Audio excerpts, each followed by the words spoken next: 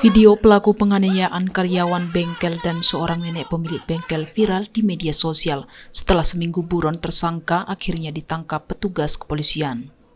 Beginilah rekaman video penganiayaan oleh seorang pria berusia 44 tahun berinisial DJH alias Dedi terhadap karyawan bengkel dan pemilik bengkel hingga viral di media sosial.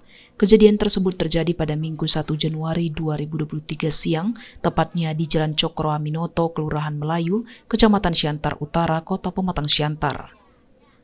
Pelaku penganiayaan yang berusia 44 tahun merupakan warga Jalan Sriwijaya, Kelurahan Baru, Kecamatan Siantar Utara, sedangkan korban berinisial A berusia 24 tahun merupakan warga Kabupaten Simalungun dan TLT 69 tahun warga Jalan Ade Irma Suryani.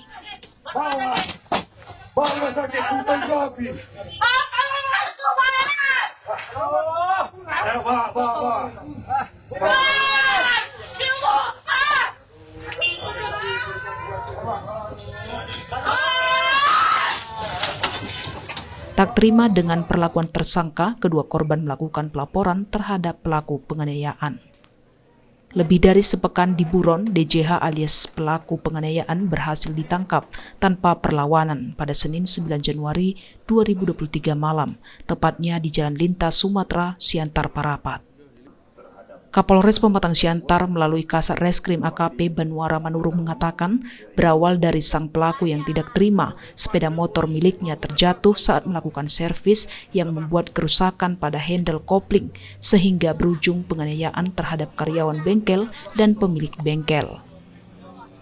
Akibat tindak penganiayaan yang dilakukan tersangka, karyawan bengkel mengalami luka di bagian wajah dan bibirnya.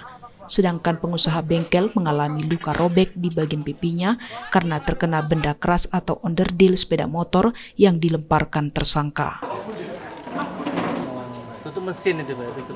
Memang diawali ketika memang sepeda motor pelaku jatuh ketika mengganti rantainya, ya itu motifnya, ya.